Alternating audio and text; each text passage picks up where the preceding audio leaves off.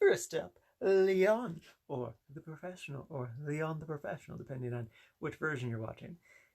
They just have lots of names. Anyway, this is a 1994 movie starring Jean Reno, let's pretend it's how you say that, Gary Oldman, and then the feature film debut of Natalie Portman. She was 12 years old. Wow, so the basic plot of this, or premise of this, is that guy, Leon, he is a hitman, a cleaner, and then he one day saves Natalie Portman's character, Matilda. She's his neighbor, and her family gets massacred, and he saves her from getting massacred, and then they form a friendship from there. Yeah, you know, just the old classic hitman and little girl story. It's a tale as old as time. This is a cult classic. I remember watching this back in high school, and I thoroughly enjoyed it then. Watching it again, I did enjoy it. I did really enjoy it. My voice is going higher, because if you know anything about this movie, you know that there is some really uncomfortable stuff in this movie. So basically, Natalie Portman's character, Matilda, really, really, really wants to bone the 40-year-old Leon. And she makes it very clear, depending on which version of the movie you see. I watched the international extended original director's cut. It's got like 10 different names. There is also the theatrical release that was released here in America, because they did some test screenings. It performed poorly for good reason, and then so they cut out a bunch of a 12-year-old wanting to bang a 40-year-old. I debated on which one I wanted to watch, and I went with the extended one just cause, and man, it's just, as you're watching the movie, it's really clear that the writer / director is living out a fantasy of like wanting a young person attracted to him. And it's really unsettling. That being said, I can understand, like, having once been a teenager with all those hormones and stuff, and like way back in the day, I definitely would have jumped at the chance of an attractive older person. Had they wanted to do stuff with me, I would have been all about that. So I can understand, you know, tween-age Natalie Portman wanting to do that. So it's not like that idea isn't unrealistic. And also, like, she just had this major trauma happen, and trauma / being really sad tends to make people want to have sex. So like that compiled with teenage hormones, that makes sense. And then what was the third thing? I remember the third thing. The third thing is that, so Natalie Portman's character, Matilda, she's surrounded her whole life by adults and other kids who just don't care about her whatsoever and don't give her any positive attention in any way. And so Leon is the first person in her entire life who's ever showed her positive affection. I don't mean that in like a sexual way.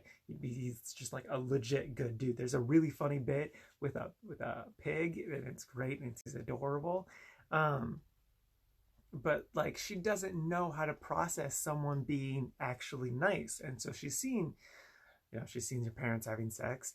So like, she thinks, that's just how you show your appreciation for someone being a good person. And she's only 12, so she doesn't really understand the nuances of everything. So again, it makes sense why a little 12-year-old, I can understand how a little 12-year-old would want to bang a 40-year-old.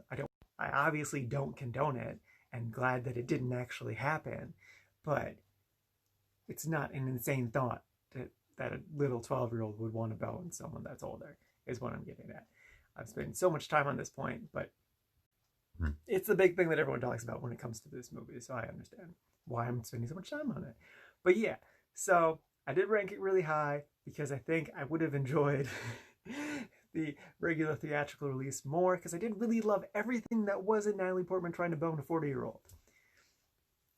And so yeah, I ranked it higher just because I know that version exists, and I could have / should have probably watched that version. If you do watch it, watch that version. Honestly, just do it, because the other stuff is it's so hard and so hard to watch and just so uncomfortable. It's good though. It's a good movie. Just it's got this weird stuff. Yeah. Always Be My Maybe is up next, and I'm going to spend way less time talking about this one. So this is a 2019 Netflix movie starring Amy Wong and Randall Park. See, I know you can read the names on there, but I can't because it's backwards. Anyway, yeah. So it's a rom-com and it's super adorable, and I didn't really enjoy it. I quite enjoyed it. I don't know why I didn't really enjoy it, because there's nothing wrong with the movie. I don't know what I would change about the movie besides maybe I would put like Randall Park singing. He's in a band and it's really funny and it moves the story forward, and it's just, he's really talented at it, and I guess I would say just do more of that. Honestly, if he did like a musical, I would be all about that.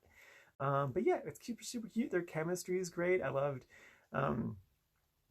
just a movie starring mostly Asian people, and that's just great for representation purposes. Plus, it's just, they're adorable people. They're great.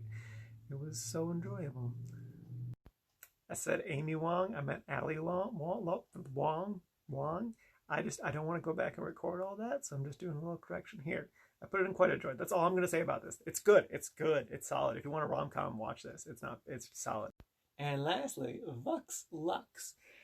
Who knows if I said it right? It's Latin, and I say it only once in the movie. Anyway, so this is another Natalie Portman movie. I wanted to watch one where she was grown up because in Leon, she looks like Natalie Portman, but she doesn't sound like Natalie Portman because puberty's a thing. But then turns out she doesn't actually sound like Natalie Portman in this because she has a silly accent the entire time. Anyway, so the plot of this movie is it's basically how a teenager gets discovered and becomes this big pop star. And then, I want to say the majority of the movie actually takes place when she's a teenager and like her becoming a pop star. And then it flashes forward and you see her 16 years later. And Natalie Portman plays the adult version of her. So this is a weird and strange movie. It deals with like kind of big traumas and stuff. I don't want to say specifically what happens because it's better if you don't know what's about to happen. So don't watch trailers and stuff because they definitely spoil kind of some of the big things that happen early on that kind of keep your attention. But okay, so I really enjoyed everything where Natalie Portman wasn't a part of it. Basically, the entire time we follow her as a kid, which I want to say is actually 3/4 of the movie. There, she's played by Raffi Cassidy. She's actually really solid. I really liked her performance. She was also in Tomorrowland, which I actually really enjoyed. Jude Law is also in this. He does good. But like, it just, I don't know. It's so interesting. What's interesting about it though is that like how bad it gets after Natalie Portman shows up. It's like the movie is like going along at good speed, and I'm like, oh, I don't get why it got all these bad reviews. And then Natalie Portman shows up, and the movie just comes to a complete dead stop. It's so weird. Like I was legit enjoying the movie up until when she showed up, which I don't know if I said this already. I don't think she shows up until 3/4 of the way through the movie. I was thinking it was going to be like, maybe just like the first act will be her as a kid, and then the rest of the movie will be Natalie Portman. No. And then I was like, okay, it's probably going to be like half and half. I don't think it was half and half. I really think it was like the third act was just Natalie Portman. And like, it just was boring and dull. And then like, it all takes place within less than a day, which is really surprising. And then like, I swear, like the last 10 minutes of the movie is just her in a concert singing 3 full songs. And it's boring and dull and shot really weird because like sometimes it's with a 35mm camera, and then you can really clearly see it switch to like the in-studio cameras they have at this big stadium place. And it's weird. I'm definitely talking in circles about how weird this movie is, but it's disappointing because like really had it just stuck with just the kid stuff, and maybe had like a conclusion just tacked on there, I would have been completely fine with it. But with everything with Natalie Portman, it completely downgrades the movie so much, and it sucks because I think it has some interesting things to say, especially about just like how we treat celebrities and how people get famous, and just like, I can't think of my words, but I don't know, just about that whole celebrity thing. And I think that's really interesting, but then I guess I get it that like it's trying to show like the long-term effects of celebrity and stuff, but I didn't find any of her stuff interesting at all. Though her hair during the final musical stuff, that was pretty bitchin'. It's like silver painted, like up in like a faux hawk thing. Yeah, that's pretty cool.